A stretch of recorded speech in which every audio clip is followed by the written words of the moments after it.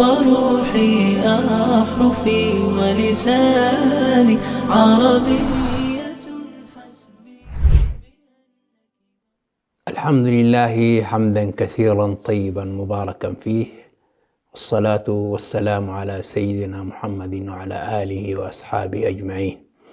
أما بعد، فالسلام عليكم ورحمة الله تعالى وبركاته. أهلا وسهلا بكم مشاهدي الأعزاء من قناة سلام الفضائية. أقدم لكم برنامجكم في شرف العربية، والذي يتناول تاريخية اللغة العربية من حيث تطورها وانتشارها. وهذه الحلقة هي الحلقة 33 من سلسلة هذا البرنامج، ونحن نتحدث في هذه الحلقة وما زلنا الأدب العربي في إفريقيا جنوب الصحراء. وجنوب الصحراء تعني وسط إفريقيا وغرب إفريقيا وشرقها. هذه أطلق عليها المؤرخون العرب بإفريقيا جنوب الصحراء. وتحدثنا عن الممالك التي كانت في غرب إفريقيا أو في وسط أفريقيا أو في جنوب الصحراء. ذكرنا منها مملكة مالي الإسلامية ومملكة وداي ومملكة برنو. والآن نتناول مملكة غانا، هي أول ممالك غرب إفريقيا. وقد دخل الإسلام مملكة غانا في أواخر النصف الأول من القرن الهجري، وذلك في عام 60 الموافق لعام 679. وتم بناء 12 مسجدا في مدينة كوبي صالح، وهي عاصمة لمملكة غانا الإسلامية. في الجزء الذي يسكنه المسلمون في المدينة، وكان بالمدينة فقهاء وأئمة وعلماء وحملة علم، وربطت بين غانا في القرن الثامن الهجري ودولة بني العباس صلات، كانت لها صلات مع المسلمين في دولة بني العباس.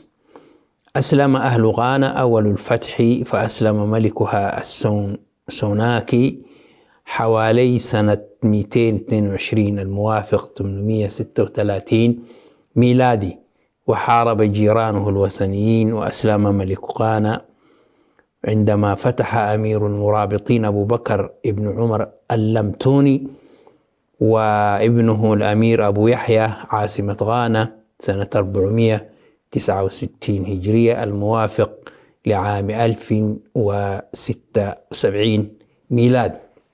وأصبحت بذلك غانا مسلمة منذ ذلك الوقت حكومة وشعبا. وهذا التاريخ لا يدرس، هذا التاريخ فيه غموض، تاريخ إفريقيا.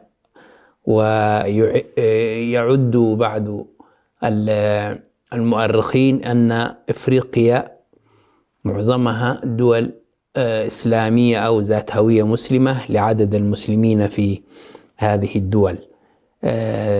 خامسا مملكة سوسو، وهذه المملكة أيضا كانت مملكة إسلامية أقامها الفولانيون، وهذه قبيلة الفولاني الذين هاجروا من بلاد التكرور في كانياجا، وعرفت بإمبراطورية سوسو، وتقلب عليهم الماندوج واستولوا على هذه البلاد. باستيلاء على سوسو عاد أهلها إلى بلاد التكرور، وأسسوا فيها أسرة حكمت حتى عام 751 هجرية الموافق لعام 1350 ميلاد.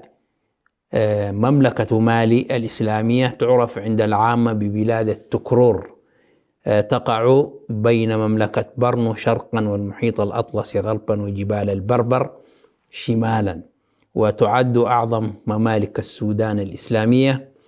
وبلغت المملكة أقصى اتساعها في عهد منسي موسى ابن أبي بكر الذي حكم من عام 712 إلى 738 الموافق لعام 1312 إلى 1338 ميلاد. وتعد هذه المملكة من أغنى ممالك السودان الغربي وأقواها، وازدهارها كان يمثل أعظم فترات التاريخ الإفريقي تطورا وتقدما، وحكامها لهم دور مهم في نشر الإسلام. لذلك هذه من العوامل التي ساعدت في انتشار اللغة العربية وآدابها في أفريقيا، واشتهرت باسم مملكة مالي كما عرفت بمملكة الماندونج، وتارة أخرى ببلاد أو مملكة التكرور. والماندونج مؤسسو مملكة مالي من أكثر الشعوب إفريقيا تحمسا للإسلام، وقد اشتهر أن كونان موسى أشهر ملوك مالي كان يبني مسجدا في كل مكان تدركه الجمعة، وقد اقترن اتساع المملكة بالدعوة إلى الإسلام. وما زالت إلى الآن دولة مالي شعبها يتمسك بالقرآن الكريم والسنة النبوية واللغة العربية، وفيها علماء جهابذة من الأصل الإفريقي. مملكة سانغاي بالسين أو بالصاد تقع في المناطق الواقعة بين حوض نهر السنغال والنيجر، ومن أعظم الممالك التي نشأت في هذه المنطقة استجابة للمؤثرات الثقافية الإسلامية. الإسلام انتشر في إفريقيا انتشارا كبيرا واسعا، ودخل في كل بيت من بيوت الأهالي، واستجاب الناس لسماحة وعدل الإسلام ودخلوا في دين الله أفواجا. ازدهرت علاقتها التجارية مع غانا وتونس وبرقة ومصر، ومن أشهر ملوكها أسكايا محمد الذي نظم شؤون المملكة الإدارية ونظم الجيش ونهض بالشؤون الدينية، ووحد إقليم غرب إفريقيا تحت حكم واحد، ووسع من رقعة المملكة، وامتاز بحسن الإدارة ومعاونة التجار والعلماء. أقام في العاصمة إدارة حديثة شملت العدل والداخلية، أي وزارة العدل والداخلية والزراعة والقابات والمالية. يعني هذه الممالك كانت ممالك منظمة ولها دور كبير في الحياة، ولها إدارة ونظم تسير عليها.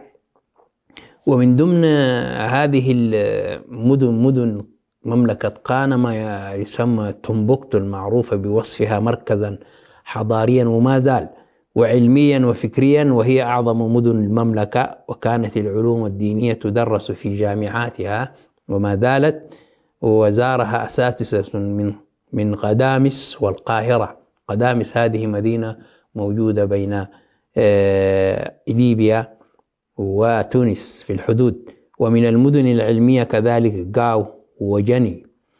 لعبت هذه الممالك الإسلامية التي ذكرت والمراكز الدعوية دورا بارزا في إفريقيا جنوب الصحراء في سبيل تكوين العلماء والدعاة. وكان تأثير الدعوة الإسلامية في إفريقيا بصفة عامة وإقليم إفريقيا جنوب الصحراء بصفة خاصة أدى إلى انتشار الإسلام واللغة العربية وتأسيس المساجد والخلاوة بصورة واسعة لتعليم أبناء المنطقة. لذلك نجد هذه المدن التي سميت الآن بمالي والسنغال وبوركينا فاسو، هذه الدول فيها نهضة شبابية علمية دينية إسلامية، وقد نتج عن هذا تخريج علماء من أصول إفريقية، حيث قام هؤلاء العلماء بدور فعال في نشر اللغة العربية وآدابها، بالإضافة إلى تعليم الناس القرآن الكريم وتحفيظه. وكما قيل إن اللغة العربية هي اللسان، يتكلمون باللغة العربية ويفهمون الإسلام ويفهمون القرآن وتفسيره والحديث وشروحه باللغة العربية، وتدريس العلوم الأخرى، وذلك سعيا منهم في انتشار اللغة العربية والأدب العربي في ربوع القارة الأفريقية. وأصبحت هذه المدارس والخلاوة تزدهر، وكانت مركز إشعاع حضاري يستقطب أبناء إفريقيا جنوب الصحراء. فوجدت الحياة الثقافية والفكرية تشجيعا كبيرا من الملوك المسلمين الذين أقاموا تلك الممالك التي ذكرناها من قبل.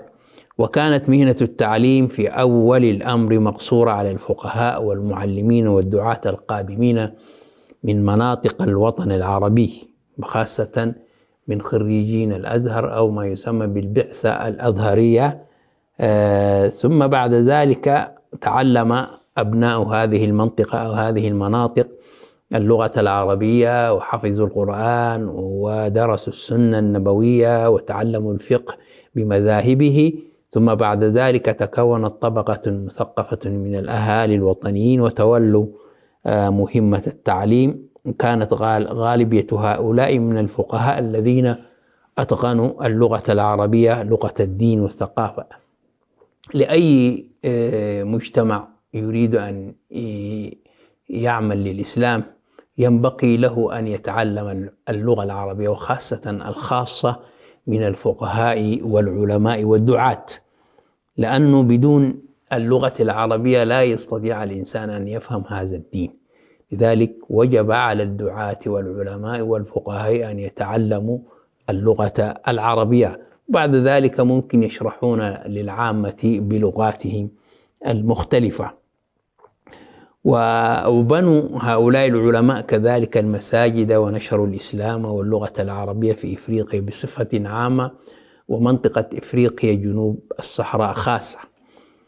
ما هي أبرز مظاهر الحضارة الإسلامية في الممالك الإفريقية؟ مما سبق من عرض يتضح لنا أنه وبفضل الإسلام تحولت المنطقة إلى قيام الحضارة الإسلامية. هذه المناطق قبل الإسلام كانت موجودة، ولكنها كانت تعيش في ضلال وكانت تعيش في ظلام، وحينما جاء الإسلام فتح آفاق جديدة للمسلمين في هذه المنطقة، وكانت هنالك الحضارة الإسلامية، وكان نتاج ذلك حضارة عظيمة خاصة في شرق أفريقيا وفي غربها. ومما عرف بممالك الطراز الإسلامي، هذه الممالك سنذكرها في وقتها عندما نأتي إلى شرق أفريقيا مفصلة، ويمكن إبراز معالمها في الآتي. إلى فاصل قصير ثم نعود إليكم. عربية قلبي وروحي أحرفي ولساني، عربية حسبي، عربية قلبي وروحي أحرفي ولساني، عربية حسبي. الحمد لله حمد الكاملين، والصلاة والسلام على النبي الأمين وعلى آله وأصحابه الأصفياء. أما بعد، فالسلام عليكم ورحمة الله. أهلا وسهلا بكم مرة أخرى في برنامجكم في شرع العربية الذي يأتيكم من قناة سلام الفضائية. وما زلنا نتحدث عن الأدب العربي في جنوب إفريقيا، أو ما يسمى جنوب الصحراء إفريقيا، في غربها ووسطها وشرقها. وهذه الممالك كما ذكرنا أنها كانت متحضرة، وكان لها نظم وكان لها إدارة. ولقد أدت الممالك الإسلامية التي غطت أجزاء واسعة في بلاد غرب إفريقيا كقانا ومالي وسانجي وكانم بورنو وغيرها دورا مهما، وأسهمت إسهاما إيجابيا في نقل الفكر الإسلامي إلى داخل إفريقيا. يعني هذه الدول كما ذكرت من قبل في التاريخ منسية، لأنه محيت من قبل الاستعمار الفرنسي وغيره من البرتقال وكذا، الذين جاءوا ونشروا المسيحية وجددوا العهد للمسيحية وحاربوا الإسلام واللغة العربية وفرضوا لغاتهم، لكنها ما زالت الآن تعود إلى هويتها الإسلامية. ففي مجال النظم السياسية والإدارية حكم الملوك المظاهر الإسلامية، حكم الملوك المظاهر الإسلامية في حياتهم وأنظمة بلادهم. وحمل البعض لقب الإمام، كان يسمى الإمام، ولقب البعض بلقب أمير المؤمنين، وعملوا بمبدأ الشورى الوارد في قوله تعالى: وأمرهم شورى بينهم. هكذا نظموا أنفسهم في هذه الممالك.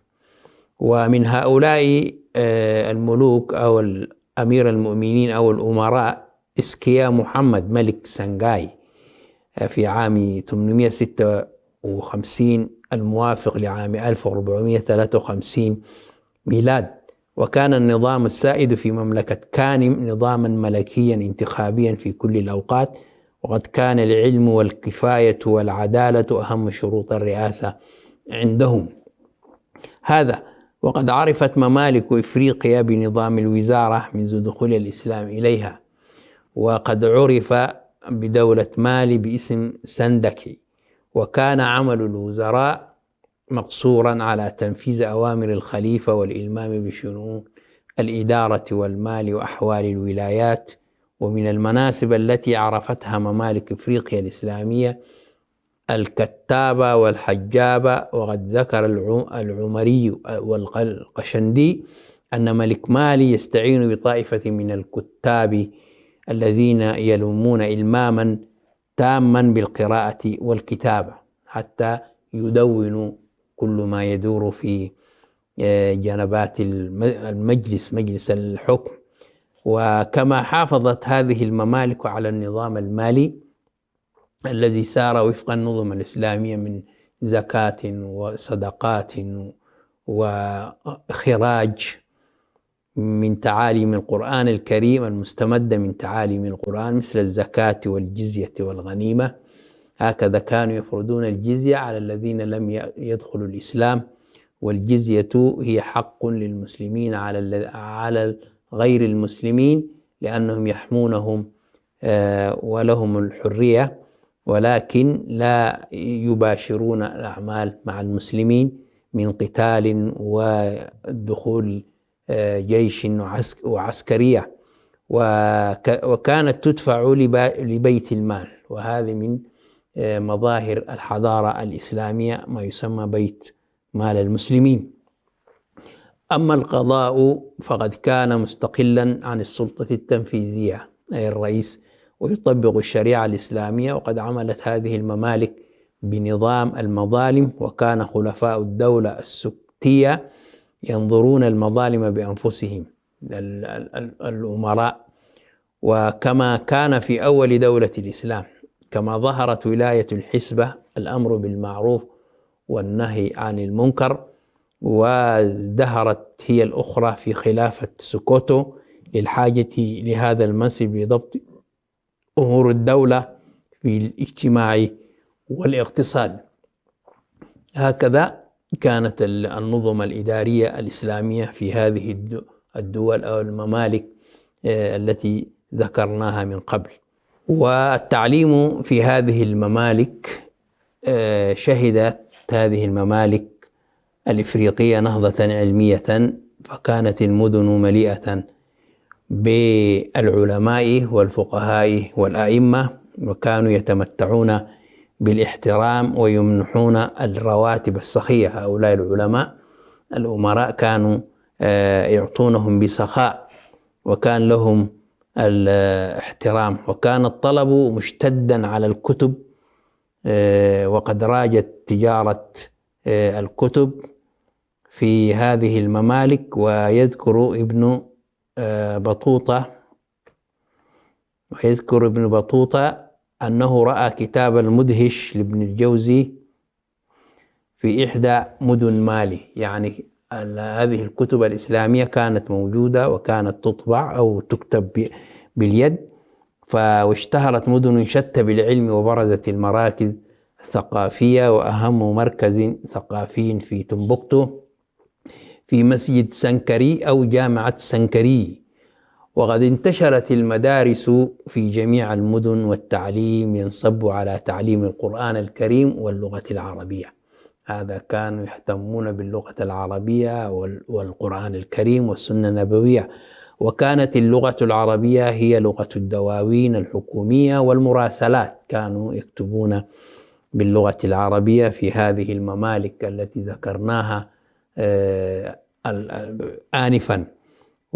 وشاهد في ذلك كما يقول المستشرق توماس، قال: قدت اللغة العربية هي لغة التخاطب بين قبائل نصف القارة الأفريقية. هذه شهادة من إنسان ليس من المسلمين، هو مستشرق اكتشف إن اللغة العربية انتشرت بقوة في نصف القارة الإفريقية. ولكن للأسف الشديد في بعد ما حوربت وطردت وجاء الاستعمار وفرض لغته، اللغة العربية انحصرت في هذه المدن أو الدول الجديدة الحديثة، وقد تركت اللغة العربية أثرها في اللغات المحلية. يعني اللغة العربية لها أثر بما يسمى مثلا اللغة السواحلية، كانت تكتب بالحرف العربي و70% منها مفردات عربية. وفي هذه وكذلك في اللغة الحبشية كان فيها مفردات كثيرة من اللغة العربية، ولا يزال الحرف العربي يستخدم في هذه اللغات. وللممالك الإسلامية في التاريخ القديم اهتمام بالتعليم، مثل مملكة مالي وسنغاي وسوكوتو، إذ كان لها دور كبير في نشر التعليم، وبدأت أولى تجارب التعليم النظامي. وعلى سبيل المثال وفي الدولة الإمامية في فوتا تورو بالسنغال بنى الشيخ عبد القادر كن 40 مسجدا جامعا يضم كل مسجد حلقات علمية للصغار والكبار لدراسة القرآن الكريم والعلوم الشرعية واللغوية، وأسس المدارس القرآنية والحلقات العلمية في أنحاء البلاد.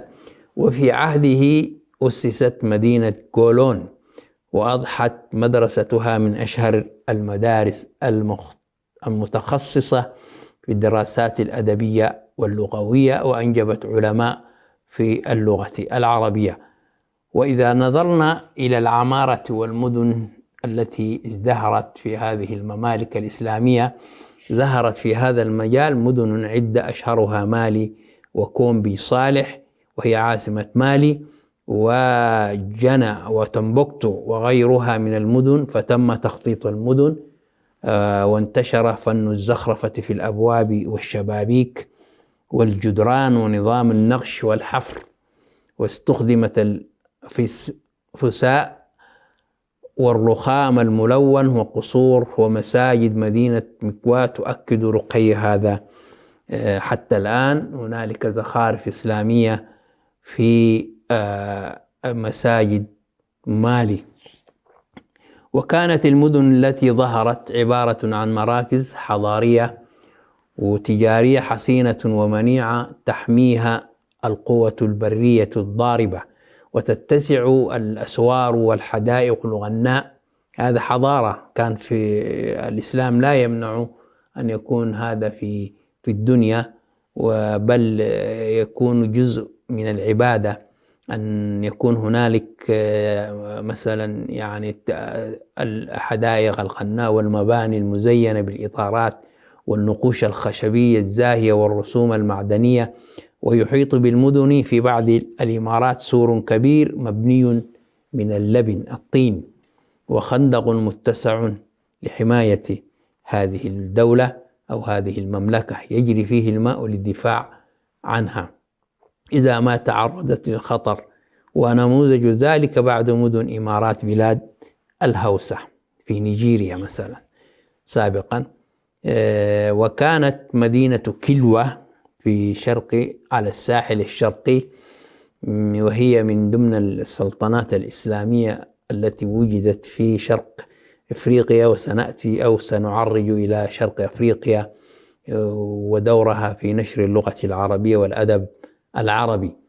وكانت مدينة كيلوا أو سلطنة كيلوا الإسلامية على الساحل الشرقي من أحسن المدن وأتقنها عمارة، وقد شهدت ازدهارا ورخاء في القرن الثاني عشر الميلادي، كما بنيت المساجد الكبيرة بالحجارة كما في كيزي ماكازي جنوب جزيرة زنجبار.